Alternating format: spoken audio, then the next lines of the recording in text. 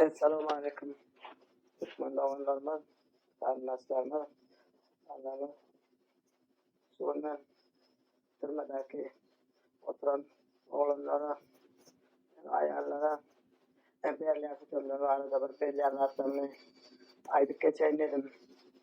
Bileyen aytmadan cinayeti gizlenmiyorum. Madde var. Onun için kanunu bozmaları için ben bileyen anlatlarını aydık da verdim. Belki bu böyle anlatlardan başvurkaturan haberi yoktur.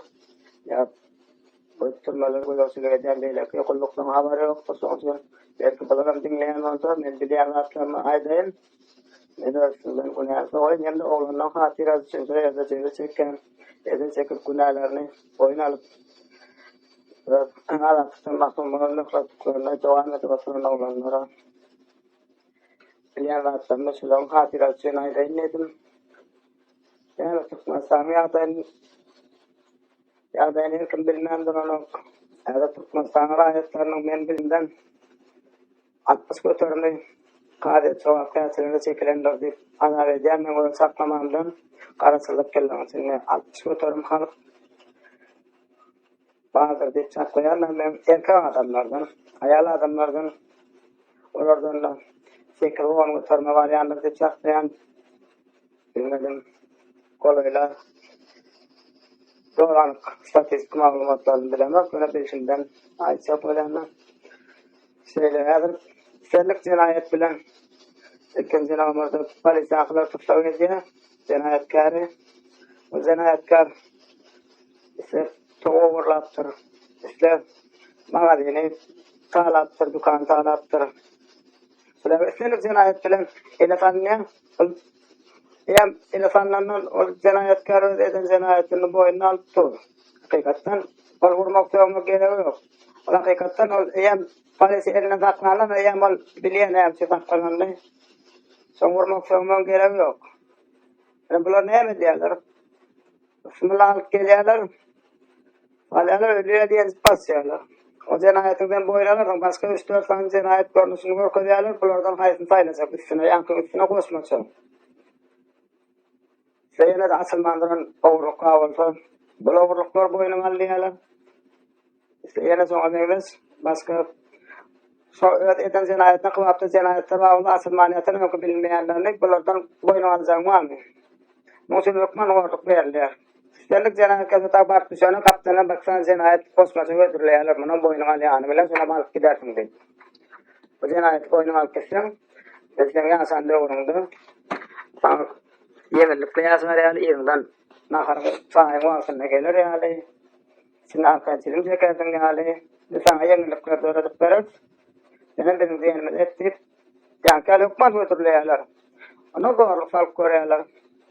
Sıdap Alman geç giden ara bolya diye Alman ve cinayet ölüm gidiyor yok. Yankı atsadama ya da yankı usulun uydurulayan zatlarına meyledip ayıp çekmeyen yerlerde getir olan boynalarını üstüne etmedik cinayetlerinin boynalık gidip oturuyoruz. Şimdi alıp olandan boylayan yağdayı. Onun ne diyeyim? Bundan reisi bir bazı paylaşan içinden ruhsatları vardı.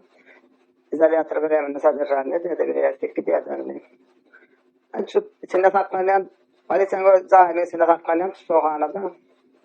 Bunun içinde İzimden çörek getirtmek için, izimden sağa getirmek için,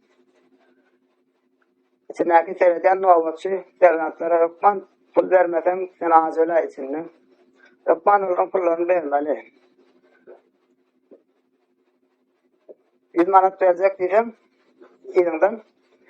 Ellerine telefon numarı yazmayın aytayım, ya yazıp vereyim, ve şu numarı sana edip, yere sarıp ver, 100 manatdan verecek diyeceğim. Şimdi arasında sadece imeğe nakar geliyor, izimden su geliyor. Yok ondan özüm içinde biraz şartını uygulamak için mi?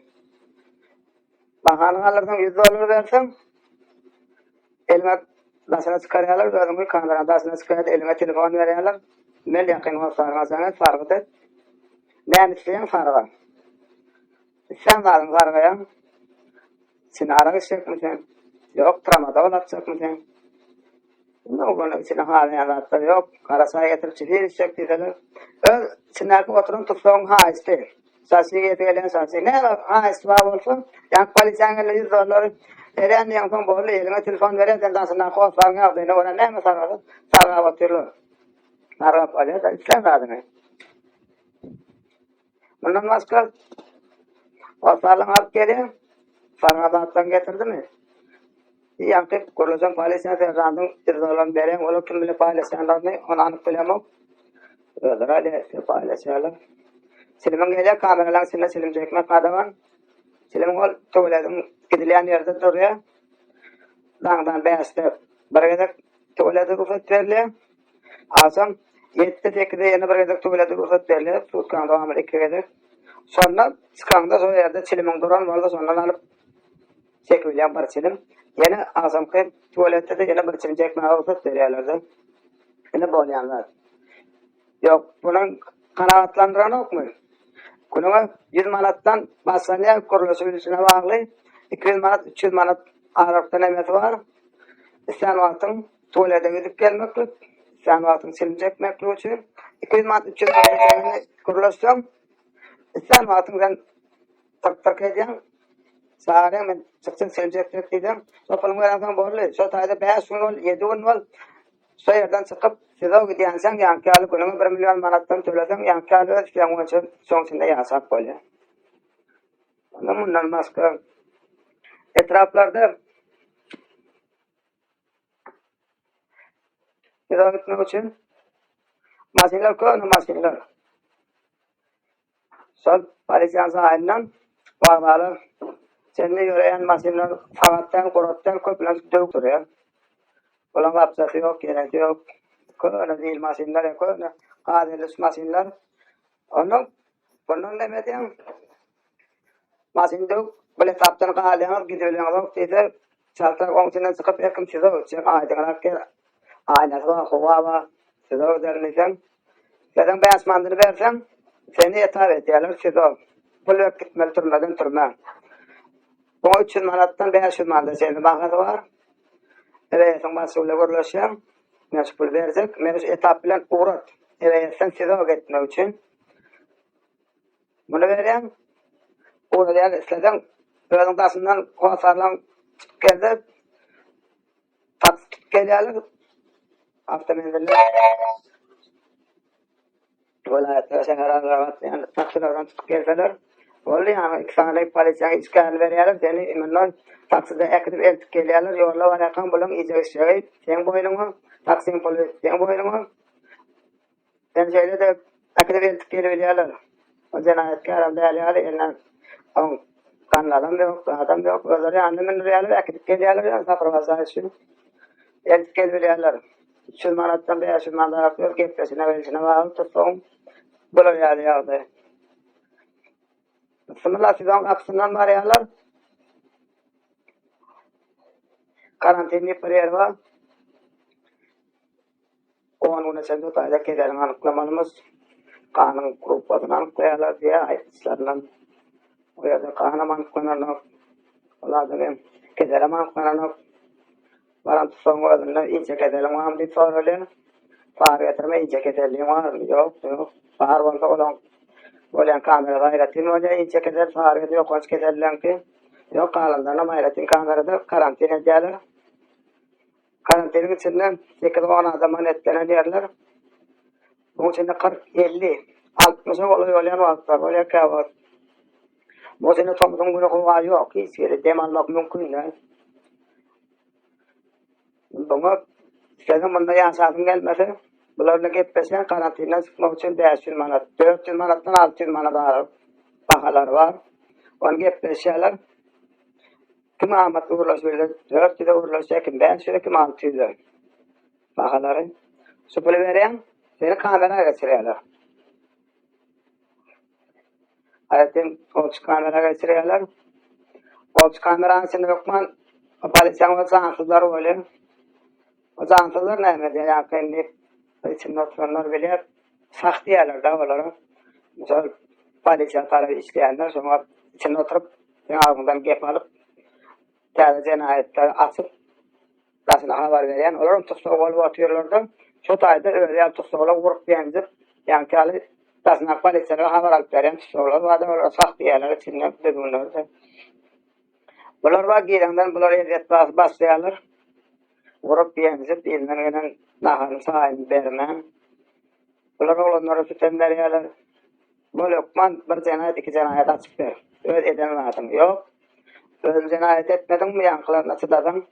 Başka bilen cenayetin aydık ver. Lokman aydaymalı. Aslında plan etti. Lokman da aslında bilen cenayetin ve asılmadırın. Buradan tutsavla gitmeden adam vardı. Lokman da malumat vermeli. Niyeden tapsan tap, doğru anık malumat verdiriyorlar.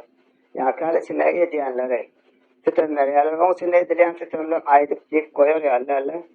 Sonra da bol kaylana olanlar verilen doğuşçulu da erke olan emzevinin uzundan kızdıyız orada öyle zıbatiska diyorlardı.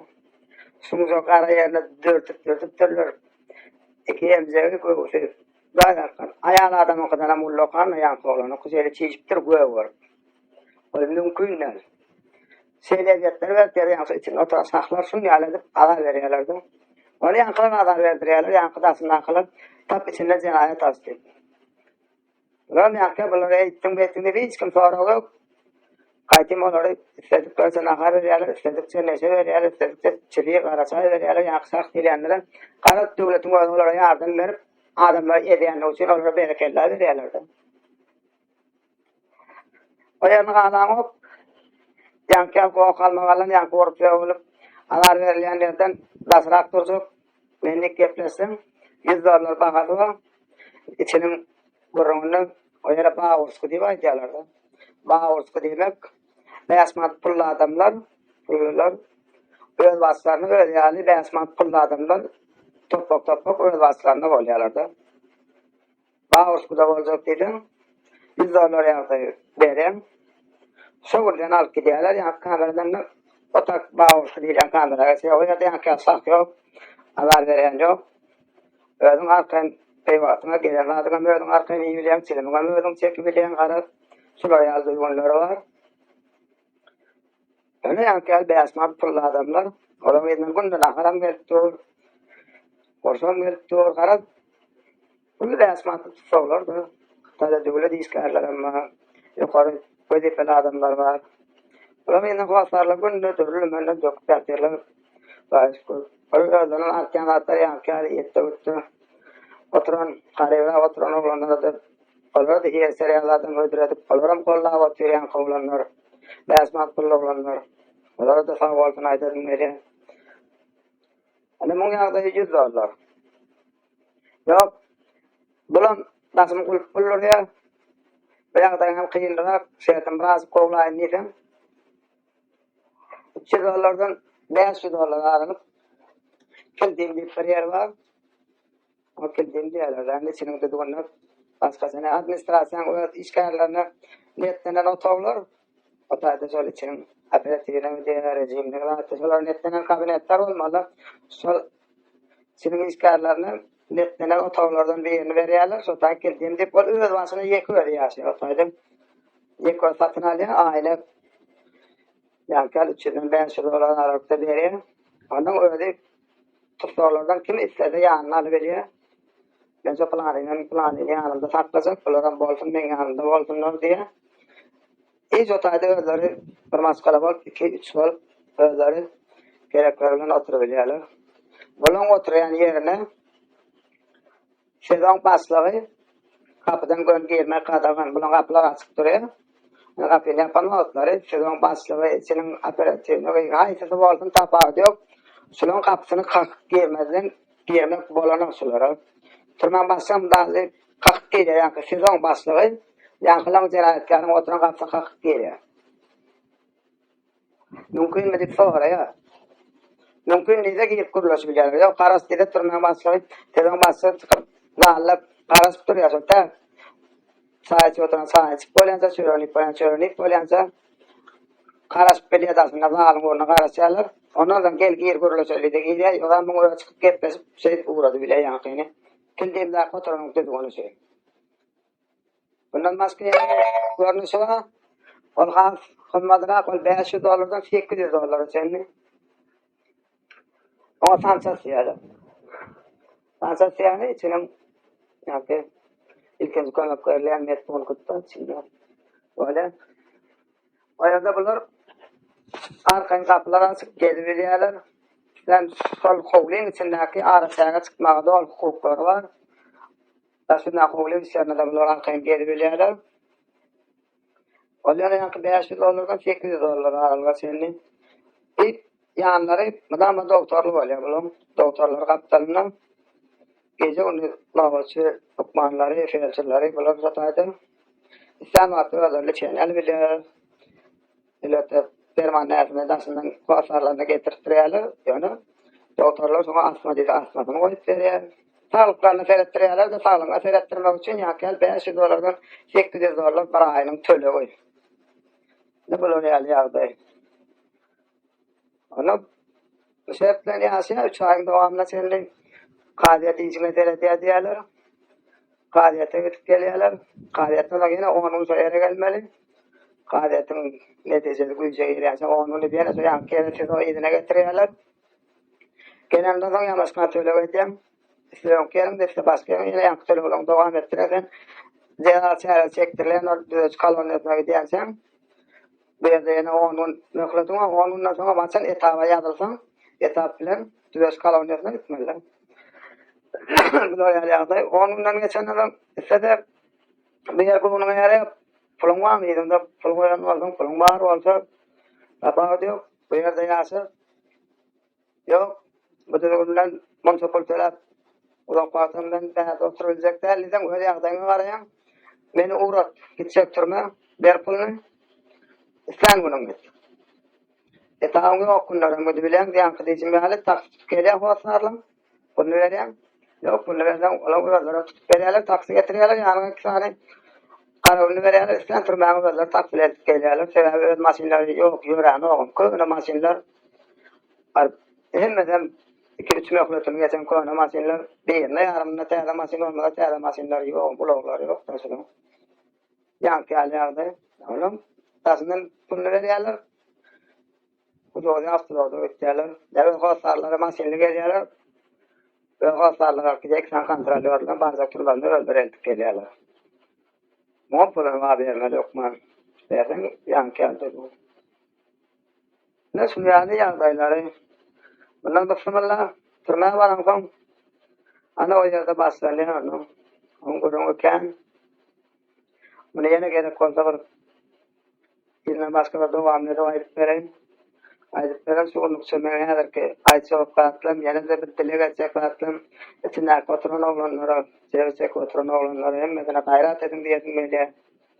Saltırak maskalaların içine dolanıp gelmekten dile geçen Allah'tan. Dağımazı maskalarını en atasının arasına, sağlarının arasına konuşmaktan dileyen. Koy hükümetimizin, devletimizin oğlanın günahlarını geçsin. Koy bu da canım bunların günahlarını geçsin, bağışlasın. Tezden tez maskalalarını konuşmaktan dile geçen. Bir nagalan hosarlarına da direktörünü giyinlik kanaat dileyen. Bunlara mudaydan dilemeklerini arz eden, bunlara mudaydan dileyen. Tezden tez gelsin, doğumuz vardır, yollasımız vardır. Direktörümüzü giyinlik versin. Kalın ceza sektör kanuniyatı vardı da yeni bir gezerim denen kurumlara nerede?